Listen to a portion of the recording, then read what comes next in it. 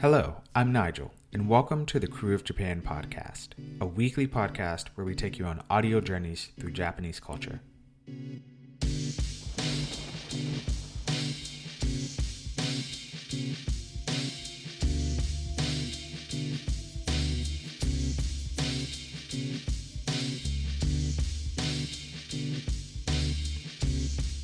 Welcome back to our podcast.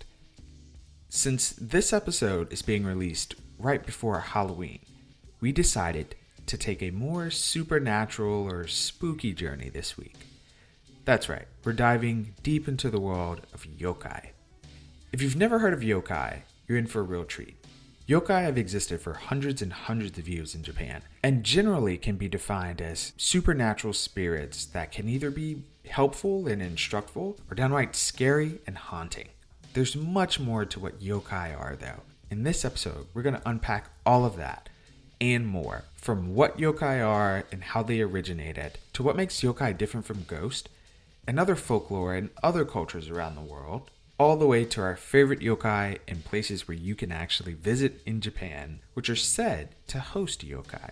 On this week's journey, we're joined by Hiroko Yoda and Matt Alt, the authors of Yokai Attack, the Japanese Monster Survival Guide. It's a must-read if you want to learn anything about yokai.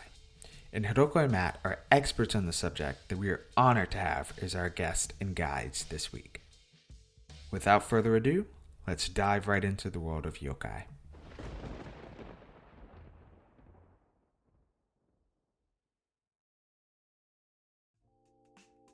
All right, welcome back to the podcast. So today we have Hiroko Yoda and Matt Alt with us to discuss everything yokai. And of course we have Nigel on the call as well. Oh, well, that was a bit sad. Of course we have Nigel on the call as well. What's sad is that Doug could sadly not be with us tonight, but only for the best of reasons. you know. True. But that's why we have Matt here to kind of tease in. Yes, I'm the hype man on this podcast. I'll be I'll be the mood maker. But this is mainly, I want Hiroko to take center stage here. She's the one who Definitely. she brainwashed me about yokai many years That's ago. right. So maybe she can brainwash That's right. all the rest of the world too. Yeah, definitely, because when I think of yokai, it's like I'm an enthusiast of yokai. I find it so interesting. And Hiroko, you did the book Yokai Attack, the Yes. Japanese Monster Survival Guide, which I find to be such an awesome accomplishment on your own anyway. Thank you. That is just awesome. I introduced you, but can you kind of give our audience a brief introduction of yourself, where you're from in Japan, and, kind of like who you are? My name is Hiroko Yoda. Matt and I run a company called Alt Japan Co. Limited. We are we are doing a localization mainly. We translate from Japanese to English, main game software, manga, and books. But we do other stuff, including writing books, Yokai Attack, the Japanese Monster Survival Guide. Actually, when you told me that you are the yokai enthusiast, that really brightened my day, because before the 2008, we published Yokai Attack. Nobody outside the world knew what yokai was. And that's exactly why I really wanted to, because I brainwashed Matt. So I just dragged him into my own world. But we wanted to bring something really enjoyable to the world. And it's what you just said is really means something to me. So thank you. Oh, yay. I'm so glad. Well, yeah, no, I'm always into spooky stuff, and especially Japanese. I don't know, something about Japan. They have some really nice spooky stuff going on over there, and I love it. And I always enjoy when I can find someone to nerd out about it with. So I'm glad you're here, Hiroko. You're my girl for that. Thank you. Yes. Thank you. Yeah, and this is very perfectly timed because this episode is being released during the Halloween season. Right. Yeah. Right. Yeah, so this is a very spooky themed Perfect. episode for our listeners. Well, before we get into the meat of things, something that we ask all of our guests is kind of like their connection to New Orleans and if they have any. Can you describe to us your connection to the city if you have one? But if you don't, maybe you can like let us know when you hear the word New Orleans being said, what do you think of? Okay. So before Matt and I visited New Orleans, the first thing that popped in my head was soul food Oh, yeah, and of course. voodoo. Two solid And those things. two things, yes, yes, yes. But when we visited there, I quickly realized that city is cultural and historical wonderland, and I instantly loved it. And my favorite place, the memory that I have in New Orleans, is the Museum of Mardi Gras Indians. Oh, Oh, that's yeah. cool. I had a great time. I thought that was fascinating. And also, I don't drink. I'm just pathetically weak. So the drinking I don't part. drink either. Oh, good, Don't feel you are my bad. girlfriend. Yeah, same here. Oh, I see. Okay. Well, good. Well, so I don't drink. So the drinking part is just quickly out of the window, and so we just go to bed. And then, but my another favorite thing to do in the city is having a morning walk. The streets are just totally clean out with water, and then the shining, and then the sunlight, and then walking on the riverside with a cup of coffee. What was it? The coffee? Yes, from Café Du Monde Yes. and beignets. Beignets, and then what was the coffee that The chicory. chicory? Yes. Yeah, you can't get that in Yeah. Japan. Yeah, and so we loved it. I loved it. Yeah, we've been twice. Twice. We visited the most recently was what 2019. Oh, okay. The winter of 2019. 2019. Both times in the winter, which is not like typically like the time people visit New Orleans. Yeah, but that was probably a good move because summers can be pretty excruciating. Yeah, oh, I bet. But yeah, a lot of like Hiroko says, early morning walks and things like that. Although, early morning walks, like you associate like in other cities with it being totally quiet, but you'll be walking past a bar and it's still like it's still going strong at 5:30 a.m. It's you can find food though at like 5:30 a.m. It's no problem to find a place to eat. So that's like a lot of fun. Yeah. Yeah. Well, that's good. Yay. That makes me happy that y'all have like this little connection to New Orleans. And I Yes. figured the voodoo would come up because like Hiroko said the spooky stuff. So yeah, we got that here as well. So yep. We got that little connection between Japan and New Orleans, how we both have our own spooky stuff going on. That's right. Yeah, totally. So I'm interested to know, Hiroko, what got you interested in publishing your work on yokai? Okay, I loved yogai ever since I was a little child. I loved spooky things, scary things, mysterious things, and I was that kind of the girl who's deliberately searched for dark places inside house and tried to find yogai. But before 2008, I realized that almost everything, the Japanese things like cards, anime, Pokemon, the concept of samurai, sushi, geisha, Mount Fuji, all kind of stuff that went outside. But yokai wasn't. And the yokai was so popular in my country, in Japan. If you ask, of course, the level of knowledge is different, but from little child to the elders, everybody know what yokai are, but almost nobody knew what yokai is or yokai are outside Japan. So that's why I dragged Matt. There's these things called yokai. It's fun stuff, and if you like robots, if you like toys, characters, you would love yokai. And he immediately fell in love with it. And so we contact publisher and pitch it, and we published a book. And brutally honest, back in time, I really wanted to be a queen of yokai. And then just being cheerleader. And then once again, I can't emphasize more than enough that it's such fascinating to hear what you said. It's just you are yokai enthusiast. It just brightened my day. Well, I remember Hiroko bringing home all of these books of Japanese yokai art because there's a lot of like woodblock prints and like Yeah, there scrolls. are. Yeah, and there's like entire exhibitions of yokai art here in Japan, and it's just amazing. And so when I first started looking at this stuff back in the early 2000s, in the aughts, I was like, wow, this is like really mondo, crazy, wild stuff. And when we started looking for material in English, just like Hiroko says, there was none back then. There was literally, it's hard to believe now because like Yokai Watch and like, Demon Slayer. I know there's so much yokai in modern media right now. Yeah. Yeah. But you said none, but that's not really correct. In game software, Sure. say, Kappa, the humanoid yokai, Yeah. looks like a Yeah, he's in turtle, games, for frog. sure. He's in game. Yeah. And But so the people think that that's the character, copyrighted character in the game. for yeah. a certain game. Yeah. Or Mario's Tanuki suit. Yeah. Yes, that's another example. Yeah. So it went, but it just people outside Japan had no idea, Yeah. and it was just only one character like Yeah, Mickey Mouse or there was no way to contextualize it.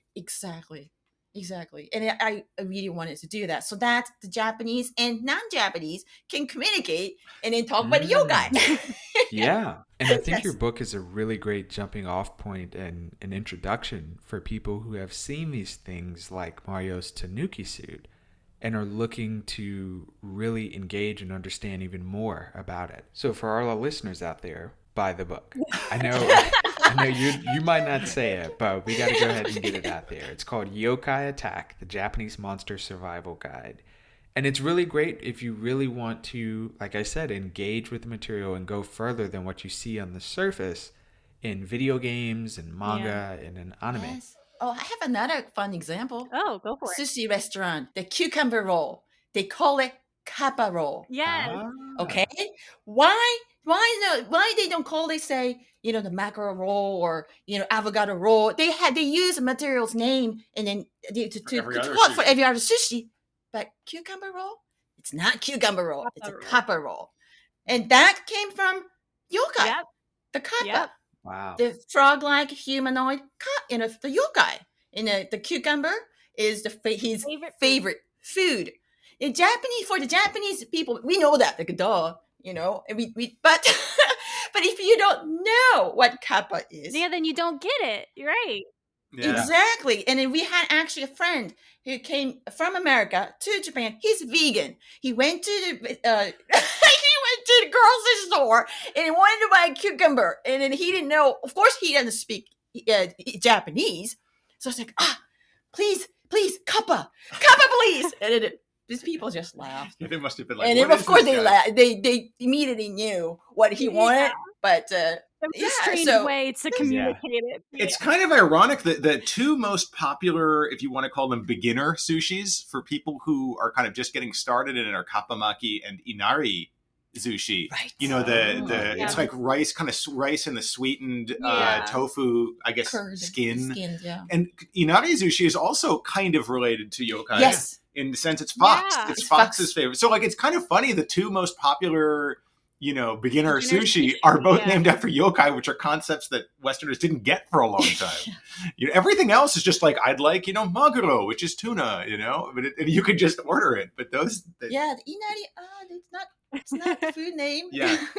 Yeah. That's awesome. I know that the nerd me knows all this information, but for me to be able to like hear it from someone else, that's amazing, because not many people, like you said, not many people know these things. Mhm. And I'm like, I do, but I want other people to appreciate it as well.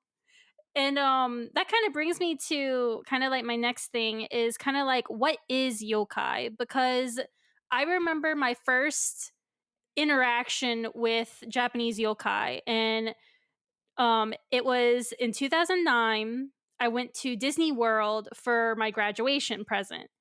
And at Disney World in Epcot, they have the World Showcase where, different lands from different countries. Right. And, I love Japan. So the first place I needed to go was the Japan section of Epcot.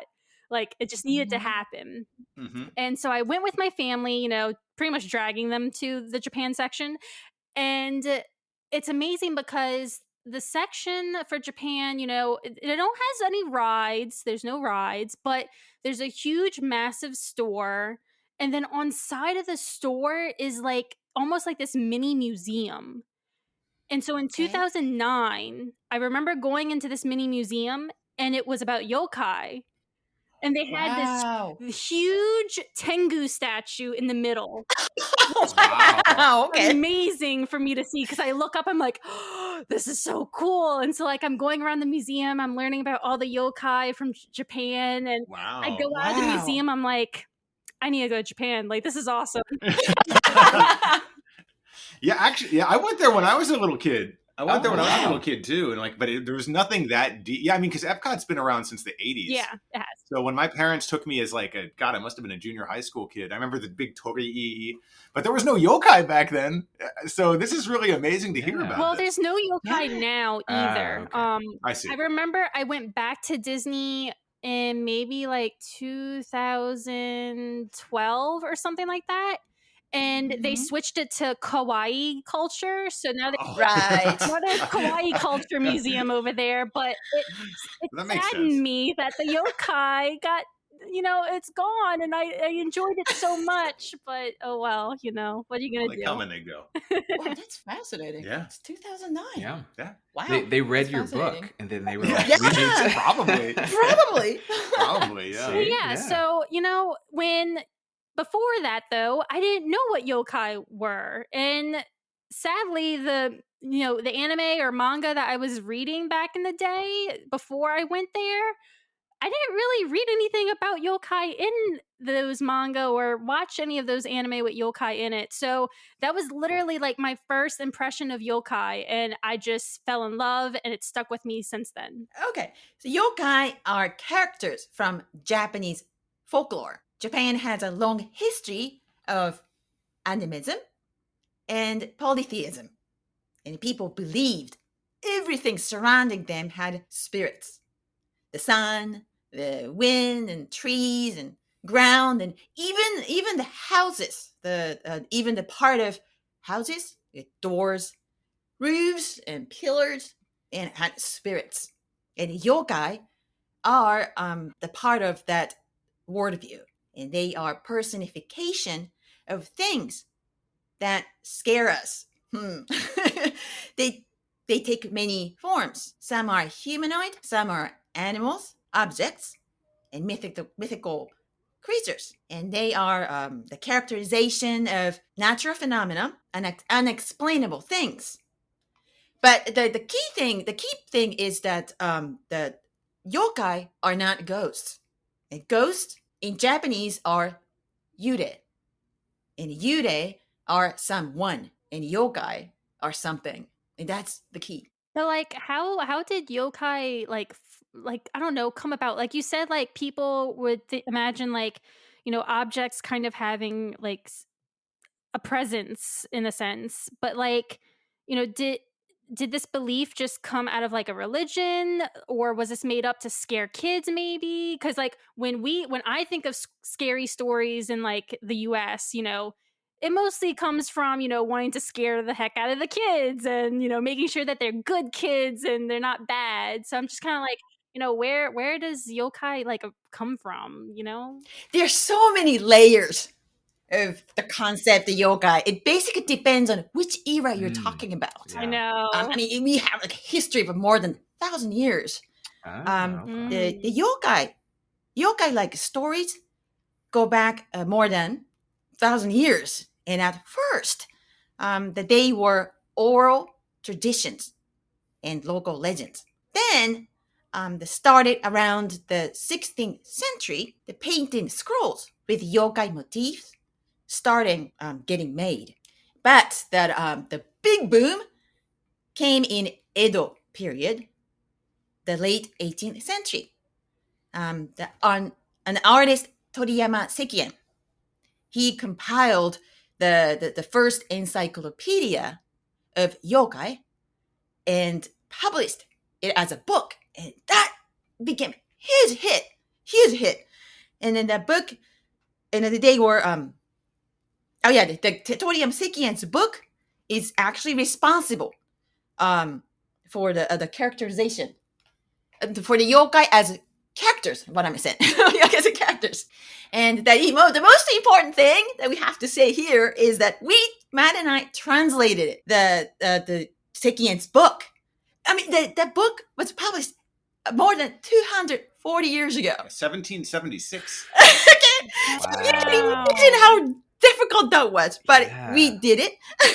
And we translated in English, and they called Japan Demonium Illustrated, and we published in 2016. Wow. Awesome. Yeah, and that's a key moment, because up until that point, I think yokai had mainly been superstitions. I think that's the best way of thinking about it. Some of them were to scare kids, like, don't play by the river because the kappa will get you.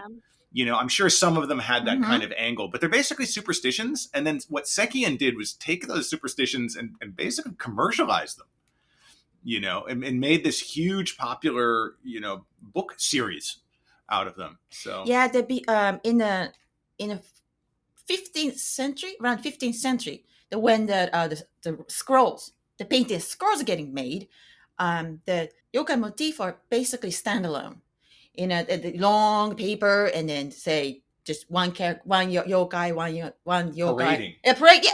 Parading. But it's just the yokai themselves. But what the Sekien, the artist in Edo era artist, did was that he gave each yokai background, habitat, and then so it's totally it's a different take from the past too. Yeah. Thousands of years ago, the yokai are more related to religion, or really scary things. Yeah. But today it's fun stuff. So like you said, the yokai are used to caution kids. That's one aspect. Okay. The yokai used to use as a characterization of unexplainable things or natural phenomena. Back in time, we don't know. People didn't know why the thunder created. Now today we know, but back in time they didn't know. So there was anger of something or manifestation of whatever, and then that's yokai characterization. Yeah. So it's really layers, and it depends on which time period you're talking about, and meanings just getting different. Absolutely. So I have two questions for you. One, how long did it take to translate Sekien's? Oh gosh. Well, it's year, right? That's awesome. But we're killing each other because the person passed away 240 years ago. So more than 240 years ago. So we can't ask. And then also, when I started reading a lot closely, I realized that everything in his illustrations has meaning. It's quotes from, say, No Play, or the books from China, the legends of. And then also, of course, it's some kind of a social satire in that time period. So we really had to dive into his mode, and then try to see why he drew this tiny part, why he showed this flower. Okay, the cat, for example, that the nekomata. It's a cat. It's a cat yokai with the two tails. Mm-hmm. And the Sekien drew the three cats, I don't remember. Multiple cats were trying to transform into something. And then it's obvious that two-tailed cat was teaching to novice cat. And that's that kind of things going on. But what really grabbed my attention is that those cats are standing in front of the certain plant called hagi flower, which is typical bloom in autumn. Okay, so why he didn't drew, say, lily, or why he didn't cherry blossom? Why he chose the hagi plant? There's a reason for it. And so, of course, today is the 21st century, so I quickly Googled it, searched it on the internet, Yeah. and then I found a city called Hagi in a different prefecture. I forget. I just right now is like the name of the specific prefecture, but it's but there's a Hagi city, and then I found out that there's a actually ghost story about cats, and the samurai had a pet cat, and then when he passed away, the samurai passed away. I'm sorry, the samurai passed away. Cat was searching for the owner, and meowing, and then eventually the cat died in front of his grave. And after that, every night that people started hearing the cat meowing. So, but today is the 21st century. Of course, Japanese create everything characters. So there's a fuzzy little cat mascot called Haginyan. Yeah. And then it just so the cities the tourist website, the Haginyan face is everywhere. Right. But anyway, the point is the story was matched when Sekien was alive. So it's still, I mean, I can ask him, but probably there's a high chance that he chose that flower they used to be because the cat connections. And so anyway, there are 12 volumes because, like I said before, that his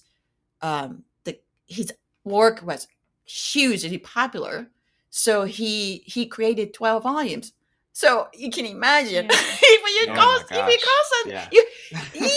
part. So I sit down all day staring like one page, one page.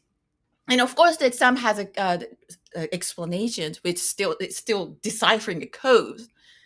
And then we translated, we put the explanation, we wrote down explanations so that people can understand. Annotations, and people can understand. But there's more ideas came in. It's like we threw that away, rewrote it, and But the biggest thing is it's not even written in modern Japanese. That's the other thing. It's written in like so a big chunk of it. The most of it is written in what's called kusushi-ji, which is like it's like a handwritten font that is really difficult to read without training. And so we had to first find modern transliterations of it, but there weren't modern transliterations of big chunks of it. So we actually had to hire experts to transliterate into a font that could then be deciphered. And then other big chunks of it are written in what's called kanbun, which is Chinese. Wow. It's basically like using nothing but kanji phonetically to spell out Japanese. And that was seen as like the super literary, intellectual way of writing for many centuries in Japan. Yeah. And it was kind of falling out of favor, I think, by Edo, but Sekien put it into big sections because I think it's kind of cool, And we're like, oh my God. So we worked with another expert in kanbun on that, but it was a real... Yeah, I can imagine. It was pretty wild. It wasn't for money. It's just we wanted to do it. Wow. The labor of love. Yeah. Exactly. Love to yoga. That's Japandemonium. Japandemonium illustrated. Yeah. Wow. Nice. So before I get to my main question, I said I had two. The other one, small question, is did Seikon ever claim ownership over any of the stories? No. Yeah, and that's key. It's a key. Okay. No, he didn't. Okay, wow. In fact, the Sekien is, what's it called in English? Uncelebrated? Wow. Yeah, he's kind of not really well known in Japan. Like if you look in like a Japanese encyclopedia, it's like, oh, he trained Kuniyoshi, or like, he trained Utamaro, because he had a lot of famous disciples. But no, he didn't. And most of them are like his interpretations of very public, very popular, well-known stories. It isn't until like the very last volume of his books that he starts making up yokai of his own. Okay. But even then, there's no like copyright Sekien. Do you know what I mean? That's what I was wondering. Those kind of, back in time in Edo period. So like there wasn't any copyright. So then you start seeing his characters showing up in all sorts of other works. Yeah, which actually we're gonna touch upon later. Okay. That the anime, Mizuki Shigeru's anime, Gegege no Kitaro. Okay. Those are many of the yokai characters that he drew in that series. is actually based on Sekien's work. Sekien's work. Wow. Yeah, Okay. so you knew, but you just didn't know. Yeah. Yeah. Wow. Okay.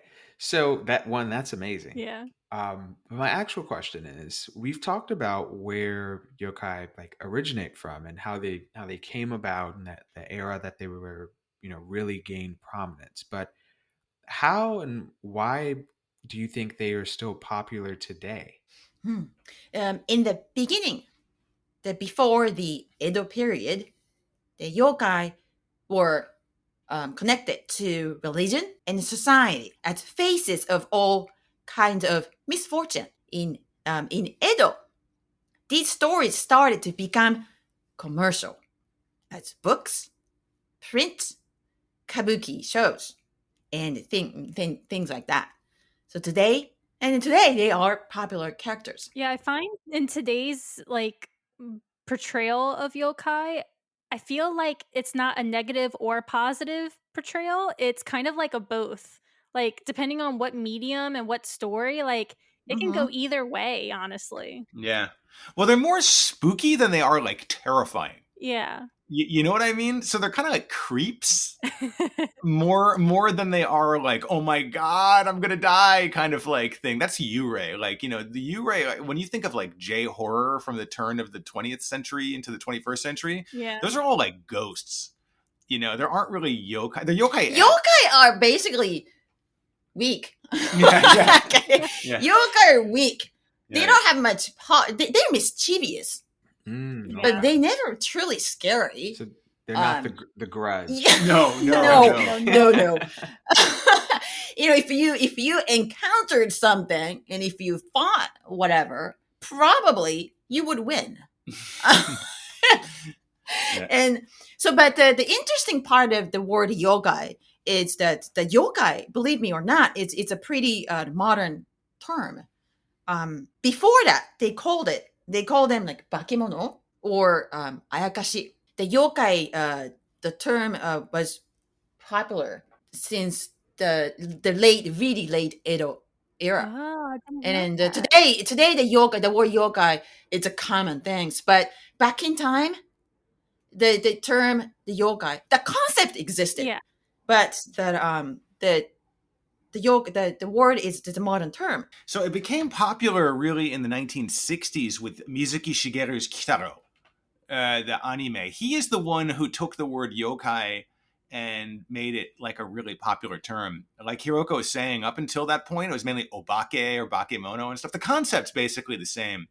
But the word yokai is really kind of modern vintage. Yeah, because the Sekien's book get really popular, and the yokai was a huge part of the entertainment things.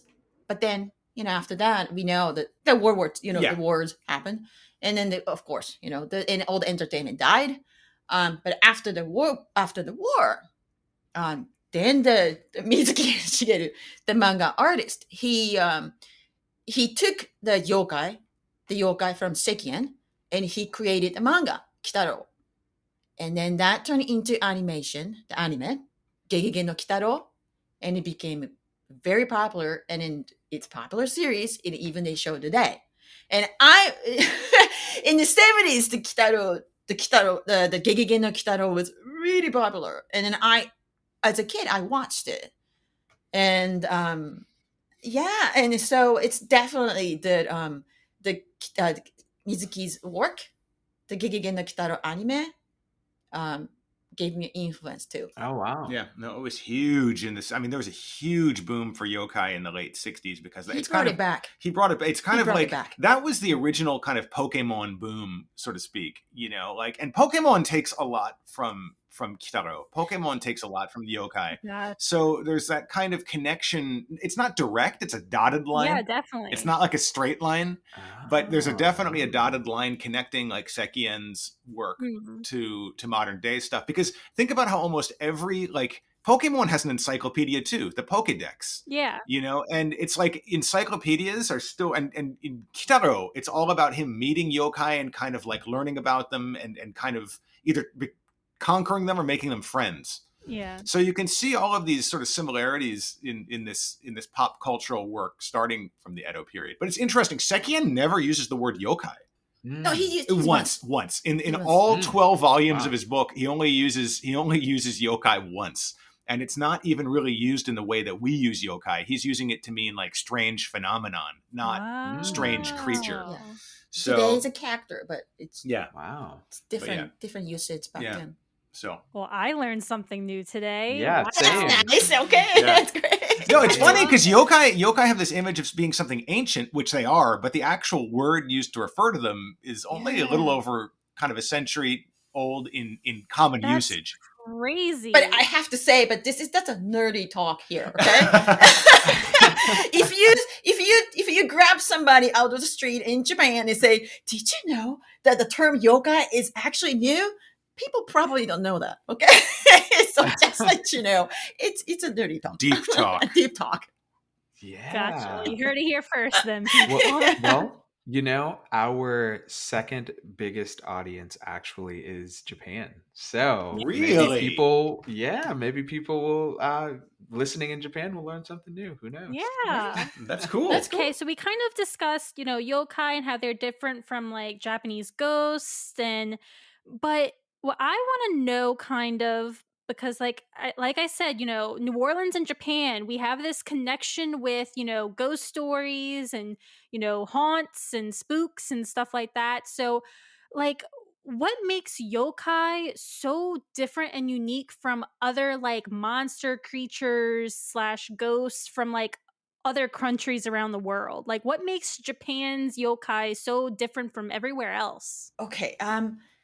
I do not know much about the creatures and monsters outside Japan, so I don't know. I don't know if I can precisely answer for that question. But the yokai. As for yokai, the unique about yokai is that everything surrounding you has a potential to become yokai. So if you encounter something, unexplainable things or strange things, and if you can share with your experience to somebody else, it's like, oh my gosh, yeah, I had similar experiences. Oh yeah, I did too. That phenomena probably turn into a yokai. And that's one thing. Another thing is that yokai are not scary, as I said before. So it's not haunting things. The haunting things are basically ghosts. Yokai are weak, and then they don't. Haunting is more like yurei type of thing, and the yokai are more like characterization of some shared. It's not shared. Yeah. But yeah, the shared experiences. Oh yeah, I have a great example for you. Oh, okay. We have the group in Facebook called Yokai Attack, and and then the members of the Yokai Attack group. Oh gosh, it came from all over the world, and everybody joined and they talk about one thing: yokai. Anyway, there's one time that the Cookie Monster from the Sesame Street. Okay, yeah, he came Yeah, up. it came up, and if the Cookie Monster is yokai or not. Well, the Cookie Monster is obviously, see, monster obviously it's copyrighted, so he's not yokai. Okay, period. But just forget about that part. Forget about the business part. Yeah. So they're discussing, and then my answer for that is that if Cookie Monster's name start with the capital C and then capital M, Cookie Monster, and he isn't yokai. Wow. He's Okay. only one. That's his name. But if the Cookie Monster is written with small letter C with small M, then he is one of Cookie Monsters. And then if you give a face to some kind of phenomena, losing cookies Wow. or somebody bit my cookies or whatever, and then that small C, small M Cookie Monster are yokai. Yeah. Does he just like cookies, or is he the personification of disappearing cookies? That was the big discussion. But yokai tend to be named yokai. One of the key things about yokai, and this is different from Yurei ghosts, is that ghosts are named after the person who died, obviously, whoever it is. But yokai tend to be named after what they are and what they do. So it's they're as being personifications of strange things you can't explain. They don't really have names. They just are. Yeah. And as an example from way back in time, there's a phenomenon called Tengu Daoshi, which is like it's like this is crazy, but it's like it's literally translated, it means Tengu, crashing. And what that is the name for the concept of when you're walking in the forest and you hear what sounds like a tree crashing down somewhere, but then you go and investigate and there's no tree. And back in time when Japan was way more forested than it is now, people would be walking in the woods and hear all sorts of things and like trees crashing, but couldn't explain it. And then when they shared, like Hiroko said, like, did you hear a tree crash? Yeah, I did too, but there's no tree out there. Oh, that's the Tengu Daoshi.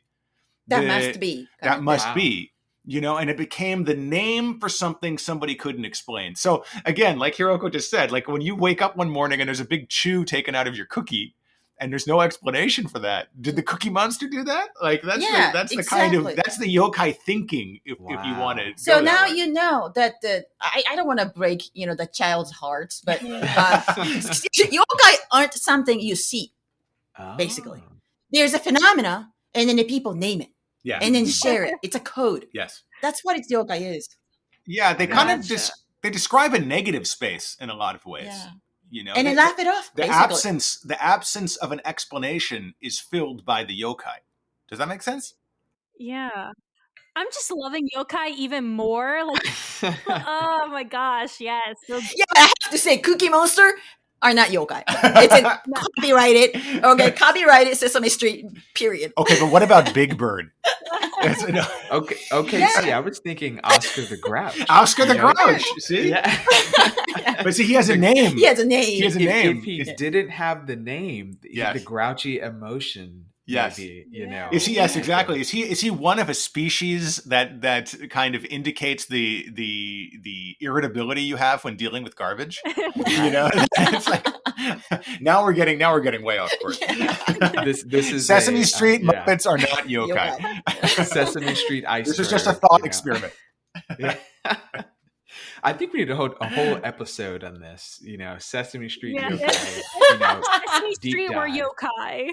Yes, this could be a whole debate. Absolutely, but totally. And we need to get in on that Facebook. I think I need that's another good point. Yeah, definitely. The Sesame. Please join us. Yeah, everybody talks about yokai. Yeah, jump in. There's already like 5. It's crazy. There's like 5,000 members now. Wow. I mean, so please join. It's yokai attack. Yeah, wow. Yep. So many of the stories you mentioned date back to the Edo period. Would you say that the stories that we know of today are they still distinct from that period, or have they progressed over time to include more modern yokai legends? It's evolved. Oh, Evolve. okay. Just like anything else. Say language, for example. Even the kuzushiji that he mentioned before, Japanese. But when you showed me kuzushiji right off the bat, I have a hard time. So because it's evolved. So the yokai is the same thing. The yokai stories evolve. I have a great example. Amabie. Have you guys heard Amabie? No. I don't think Okay. so. Can you? Well, Amabie is a yokai that nobody really knew about for a long time. It was first described in the late 1800s in a newspaper article where a policeman reported in Kyushu he got a report of lights out at sea. And when he went to the beach to investigate, this yokai, this mermaid-like yokai manifested and said, I am Amabie. Draw me a picture. Draw my picture and show it to the people if plague should come. And there will be a good harvest and kind of predicting all this stuff, and then disappeared. And that was that for hundreds and hundreds of years. But then in 2020, when COVID-19 hit, somebody on Twitter in Japan resurrected this old story and drew a picture of Amabie and said, well, plague has come, so I'm going to draw Amabie. And then that really took off, and people all over Twitter started drawing their Viral. own takes on Amabie. And now Amabie has emerged as the mascot of the pandemic era.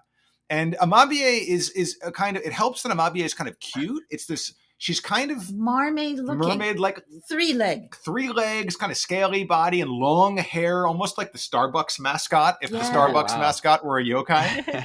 And So it's easy to understand, even though you're not Japanese. Mm-hmm. And then it viral on the Twitter Everywhere. world everywhere. and And then we noticed they say somewhere an Italian artist, I drew Amabie, and then Yeah. his take of Amabie. It's nothing to do. No, it's not. It's similar.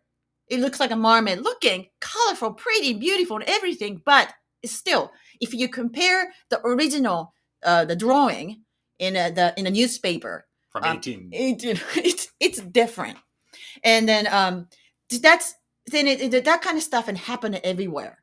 And then some kids drew it. Some kids, some ladies saw and using the cloth or knit and creating things. And of course, all the products or arts that they created are different because each product or art has their own take. Right.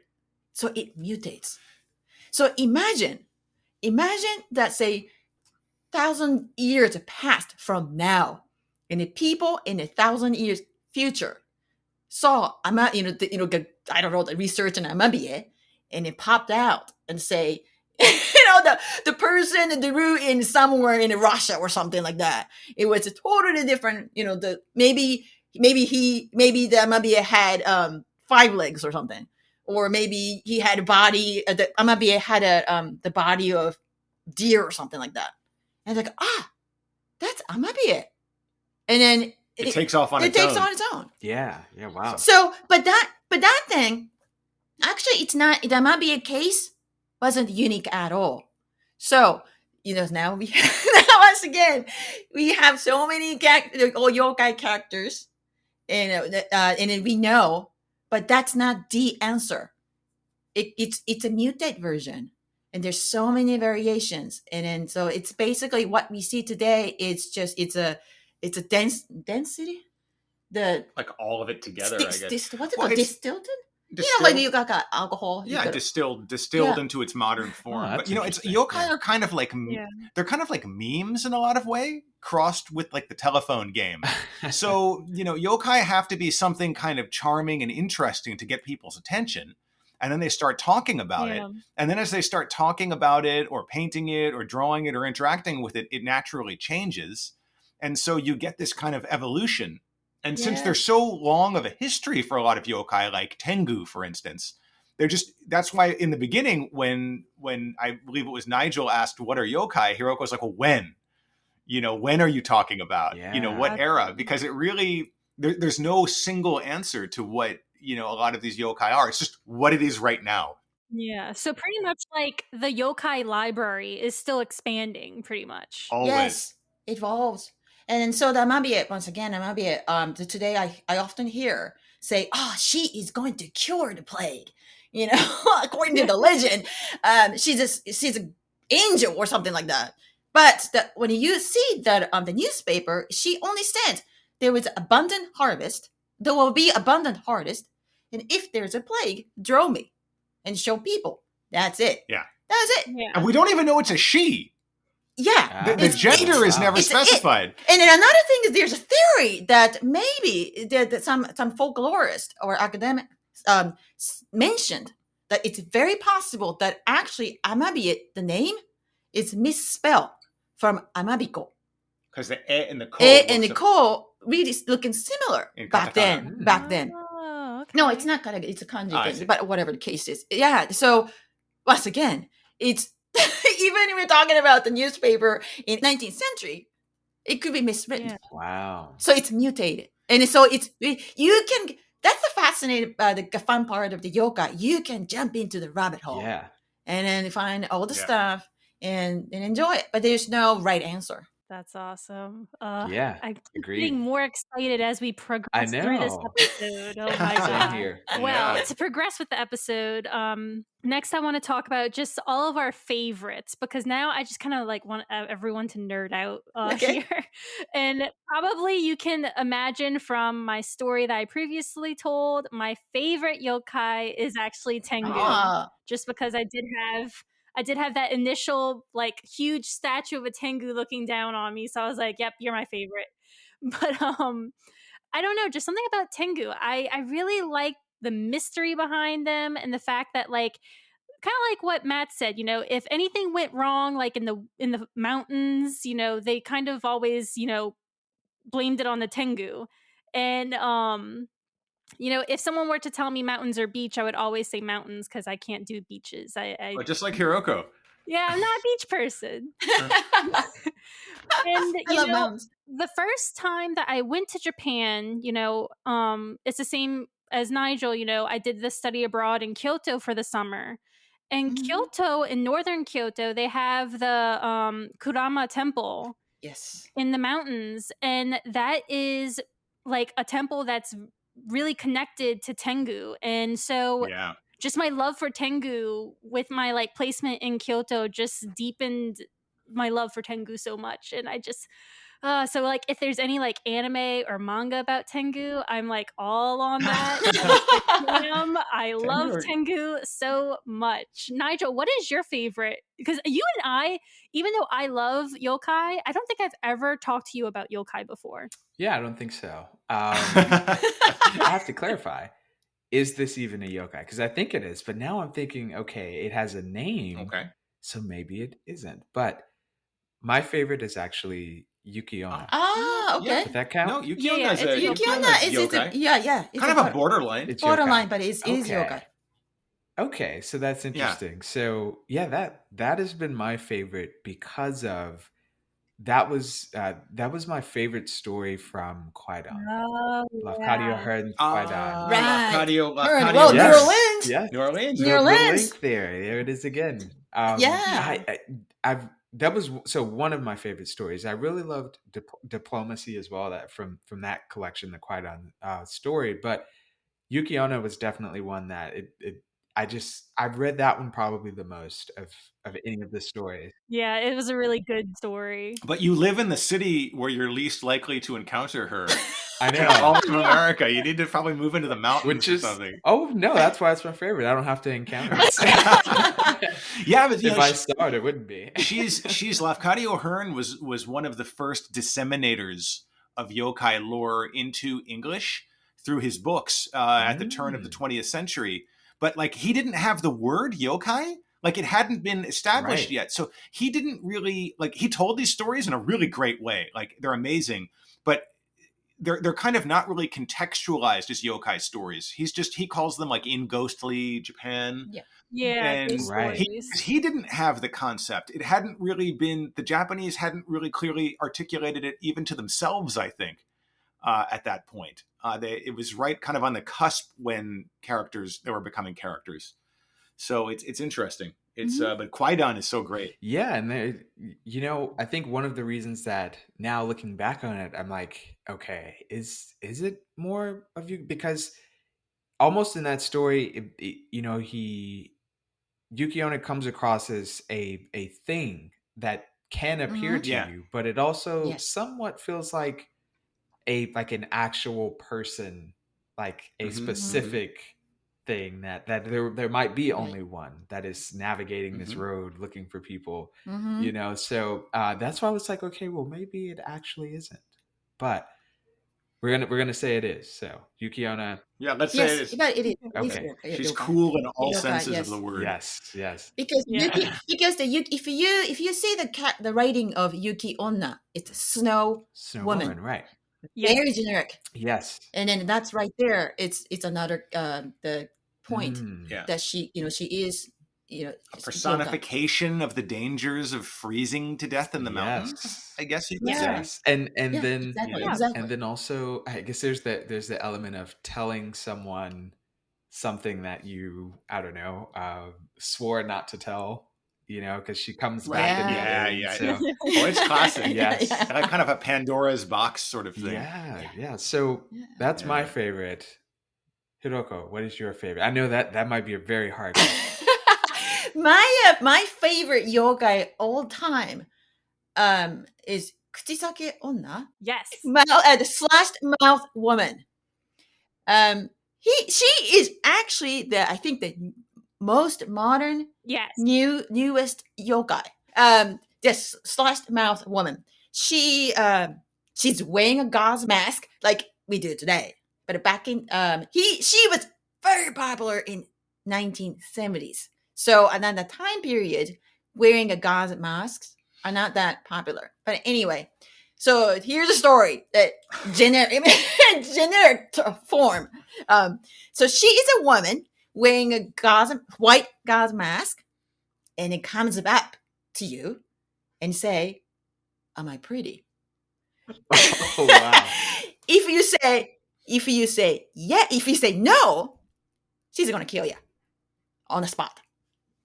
If you say, or if you answer her yes, and then she pulls out her mask and reveals her slashed mouth and say, "Do you think I'm still pretty?"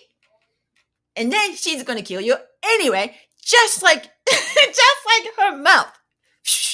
Okay, that's the basic story. Anyway, With a knife. with a knife. Yeah. So there's another, the background stories are like, say, she got to some kind of oral surgery accident or something like that, and then she got that's why she got a face. That's why she's scared of the stink of pomade, Yeah, hair gel. hair gel, and Because the dentist who messed her up had it. all kinds of Wow. the funniest things. But anyway, the basic story is that caused huge hysteria throughout Japan.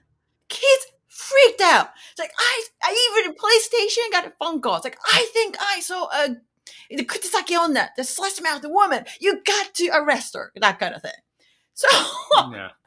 I was in elementary school, kids, but I knew kind of already. She's not really. She doesn't exist. But I half believed, and I didn't believe either. But I wanted to believe because it was so much fun to talk about how to survive if we encounter slash mouth woman. So because we heard, and every day we shared, all the new information, the survival tactics, and then she's sounds like she's her favorite food is candy. It's like, okay, let's throw candies and then run. Oh, you can't do that because she can run 100 meters for 3 seconds, which is crazy. I mean, way faster than Usain Bolt. So, okay, let's run, the zigzag thing, that kind of thing. Oh, every day we talked. Don't forget the Lamborghini. Oh, yeah. So, She had a Lamborghini. Okay. so, but yeah, she's wearing bright red Lamborghini. But the thing is, but because we live in Tokyo, that's why. When we shared all the funny stories as after we grew up, a friend of ours, it's from Awajishima Island, and way Off Kobe. Of Kobe. Of course, he lives in an island. She wouldn't drive a Lamborghini, so she's riding a boat. Every morning, he said. Every morning she rides a boat. The ferry. The ferry. Ferry, wow. ferry. Yeah, the ferry. So, he and his kids, basically, he was riding on a friend's bike, and then they just cycled it to the port, and then wait, and then see if she comes out of the ferry. So that's all the memories that I had is such a sweet and fun and funny. Yeah. So my favorite yogai is slashed mouth. And you woman. can see that telephone game Yeah. style thing, Yeah. right? Where like the kids are embellishing it, and then like, oh, I heard from this kid, and Yeah. this, my brother's cousin's sister Yeah. said, like, kind of stuff, So it's really funny. Yeah, but the good thing is that it was pre-internet. Basically, internet killed yogai. Oh, really? I would say Yeah, because this is killed. I'm sorry. New form, creating a new form because Amabia, for example, is mutated in a different way, but it's different. Because I maybe I'm just too old for this. I don't know. If you get the internet, it's too easy. Too easy. You can share any informations and stuff like that. But it's mutated. It's just totally different things. But when the slash mouth woman, became bad, I guess. Yeah. The only reliable sources, and it came from rumor, Word of and mouth. and once again, it's a telephone game, so it just it's always evolved. And if you're talking about the kids, of course you don't remember 100%, and of course they added more stuff to to make it sound funny, but still that's a valuable sources, and we discussed it, and it was fun. I'm so glad that's your favorite because that's like my second favorite. Oh, wow. Oh, she's great. She's really Perfect. great. And I just have to say, great. what happened to them being weak? Okay, right? Yeah, but she's kind of a People. so she kind of skirts the line between yokai and urban legend. Yeah, definitely. You know, like, because I'm sure you guys, we all grew up in America with like, stories of urban like murder kind of things. But in the West, our scary presences tend to be kind of all like axe murderers or like a dude in a hockey mask with like a knife or like, Freddy, but in Japan, they tend to be these more sort of yokai like presences. It's interesting to see. Because if probably there was the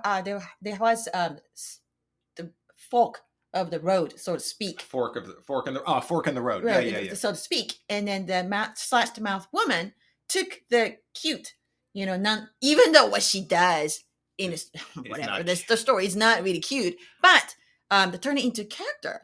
Yeah. Mascot, even like a scary, not scary, but I think it's a level of scariness. If it's too scary, it's not funny. But if it's a hint of scariness, it's fun and like a little spice. Yeah. And then I think this mouth slashed woman, it has a hint of scariness. And she's not dark. It's not dark because imagine she's scared of stink of pomade. Yeah, loves candies, and then you can imagine how she runs if she can run 3 seconds for. She can run for 100 meters for 3 seconds. Yes. Well, also like the whole thing, like slashing your mouth with a machete is so like over the top. Nice. It's not like, some guy bursts into a room and shoots you 5 times with a gun. That's like, that could actually happen. I don't think there's ever been a case where like a woman comes out of a Lamborghini with a machete and like chops somebody's mouth wide open. I think the Lamborghini really takes the edge off. Red, it's bright red. Oh yes, even more so. Of course. And I've actually watched a film about Kuchisaki Onna. Oh right. I see. Right. There's many, I think, actually. I think I've seen 2 of the films. I think there was like an older version, and then I watched the latest version of it. Nigel, I know you're a film buff. Totally check out her movies. They're great. I love creepy stuff, so it's perfect. Wow. Definitely. So, Matt, you're the last one. What's your favorite yokai? Oh, geez. Yeah. Wow. My favorite yokai. I tend to like the weirder ones more than the scarier ones. There's a really classic Edo era yokai called Tofu Kozo, who's like Tofu Boy, and like he's not even scary. He's like imagine like this little dude running out with a plate of tofu. Like you come around the corner and I'm like, why is this a yokai? Like why is this creepy? And there's a whole story about why Tofu Boy is a yokai, but he's considered part of the pantheon of all of these spooky, crazy creatures, and yet he's so unthreatening. He's like just on the face of him, he's unthreatening. And of course, like, in classic yokai style, well, if you eat the tofu, you die, or like, blah, blah, blah. But dude, we're talking about a kid with a block of tofu. It's like the least threatening thing you can think of. So those kind of yokai to me are really funny because they show just how, diverse the pantheon of yokai are. Like they run their gamut from like totally terrifying monstrous things all the way down to stuff like that. So Yeah. Yeah, that's Yeah. the charm. Tofu That's the boy. charm. Yes. Think Solid. about Tofu Boy next time you're enjoying tofu. I know. Solid choice there. So the last question here really is, we know that there are certain pilgrimages in Japan that people take. I'd say probably a lot of tourists, but maybe a lot of natives as well, to places based on anime and Studio Ghibli locations. But are there real places and pilgrimages that people can go and visit for yokai stories? Yes. Actually, since you like Tengu, have you visited Mount Takao before? I have not. Oh, okay. Uh-oh. Okay. Better than Kurama Temple? You went to a very old. Yeah. Yeah, old, and actually, it's another place. I would say, but anyway, I was planning to introduce Mount Takao. It's a mountain, but in Tokyo, so it's easy access. It's about Oh. 1 hour away from downtown Tokyo, and in the habitat of Tengu. Oh. Yes, Oh. I have to go. Ooh. Yeah, you have to I go have to next time. Yeah. Anyway, so I have to explain. I guess I have to explain what Tengu. Yeah, we never I- explained I- what a Tengu True. Yes, was. you know well, but still, I'd like to. Okay, because I wrote down some like on my cheat sheet. So okay, yeah. So Tengu are spirits of the mountains. They are humanoid, muscular, and dressed in monk's clothing, with big wings, either long noses or the bird-like beaks. They have a large fan made of leaves, which creates a gust of the wind. And they wear 1-tooth Geta sandals. One tooth. Yeah, tough to balance. Tough to balance. And they are spirits of mountains. Yeah. So yeah, Mount Takao is that's a huge habitat of them. That's Yeah, really it's a great it's not hunting area. Yeah. There is actually temple on the top of it, and I can't emphasize more than enough. It's a holy ground, but it's a great for hiking, and you will see the many Tengu statues, Mm. masks. I mean, huge masks, with long nose one and the raven looking one. The bird looking, I Yeah. guess, looking one, and then all kinds of the Tengu related things. Ooh, I have to, I have to. If you happen to go to Mount Takao, they sell the sponge cake shaped like Tengu face. Yes. The bird Tengu. Yeah, it's a sponge. It is Yeah. I said It's got anko bean paste on the inside. inside. It's good. Oh, So It's every good. time I go there, I always buy and eat it, and so you have to have it. Yeah, It's definitely. very Also, good. it's really, that area is really well known for soba noodles. So like you can kind of make a day of it. You can go out and you can have like soba noodles and look for tengu. Wow. Yeah, no, it's good. It's good. Sold. So Tengu's not even my top, but I'm sold anyway. it's, you can't see yokai, but you can go to their habitats. So especially the Yeah. kind of ones that are associated with nature. So there's a lot of places like that. There's also Tono, the city Yes. of Tono, which is up north, and that's like really associated with kappa. And like they a actually whole bunch of yokai. and a whole bunch of stories. yokai, but If they you were actually serious they about it. sell kappa fishing licenses where you go out with like a cucumber and try to catch them in the river, like for kids. What? Wow. That's so cool. Yeah, or if you're an insane adult like me, you know, you Yeah, can the do it. Tono is a village that has so many yokai stories. And the folklorist, the Yanagita Kunio, he went there, and then he collected wow. all the yokai stories from the local villagers, Mhm. and he published a book in 20th century.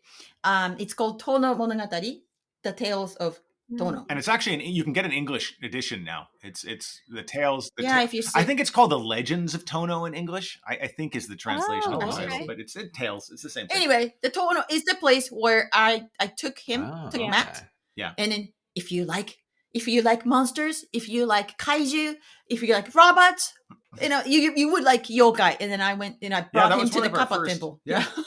That was- Here's a kappa. Yeah. You know? Yeah, that was one of That's our first. yokai. And Tono is the place in the It world. all started there. Yeah, it's just all started there. Oh, there you So go. yeah, there's your pilgrimage. Go to Mount Takao and then jump on the train and go to Tono. It's a long distance. distance. It's a very long distance. Kurama is Wow. that it's Yeah, another Kurama's a good beautiful one too. destination Yeah. too. And so you mentioned that the ones you mentioned just a few minutes ago, they're not haunted, but do most of these places the pilgrimages, do they have a reputation of being haunted? Haunting is in general speaking, haunted is associated with ghosts, not yokai. Okay. Yeah, and yokai, these tend to be more like fun experiences. You know, like there's a street in downtown Kyoto called Ichijo Dori, which is where the yokai were said to parade like 1,000 years ago.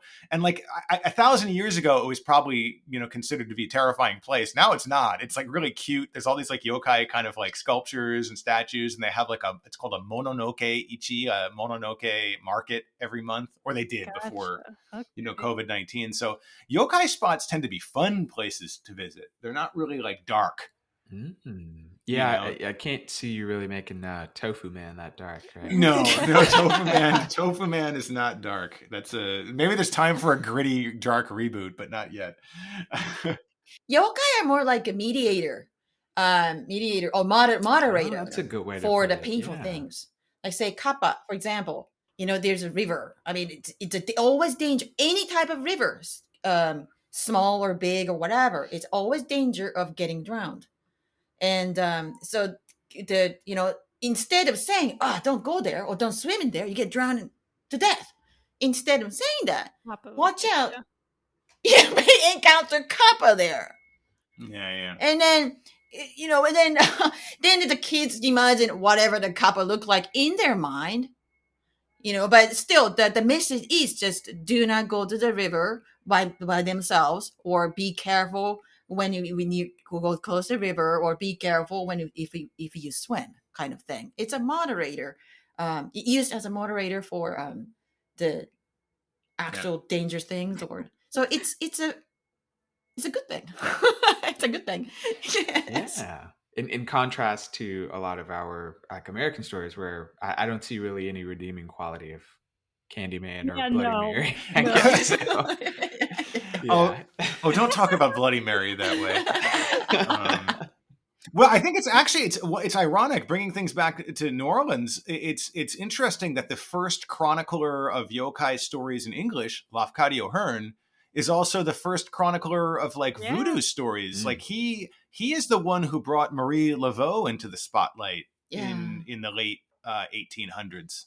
So there's an interesting, you know, kind of crossover between yokai lore and yokai fandom and your fine city.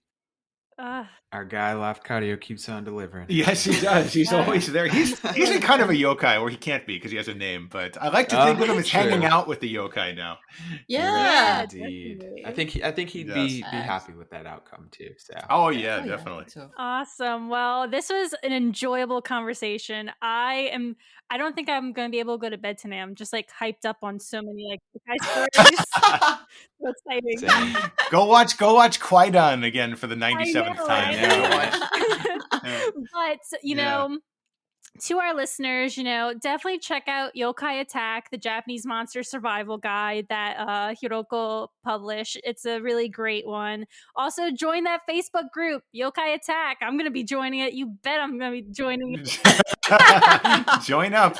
But Hiroko, can our listeners follow you anywhere on social media? Twitter at Ninetail _FoxQ. Go. This is tough to remember. Put it in the show notes. Gotcha. We got you covered.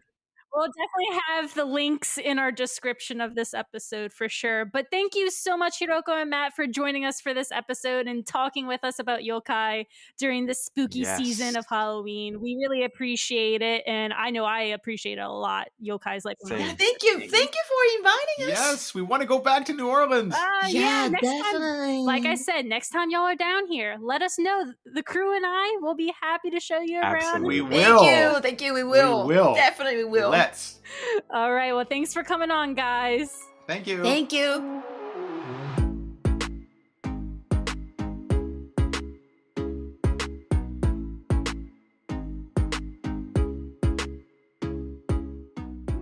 And that's a wrap on this week's episode.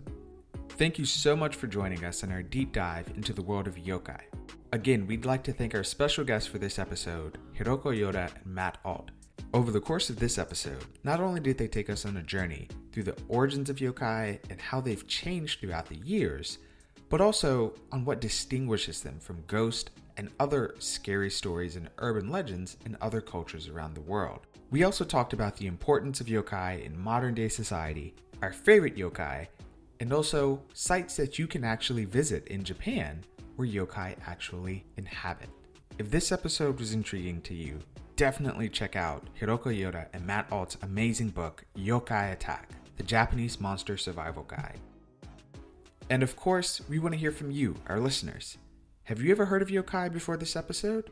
If you have, what's your favorite? Share it with us on our social media. We're on Instagram, Facebook, and Twitter at Crew of Japan Podcast. That's KREWEOFJAPAN Podcast. We really hope you enjoyed today's journey. Happy Halloween, and we'll see you next week.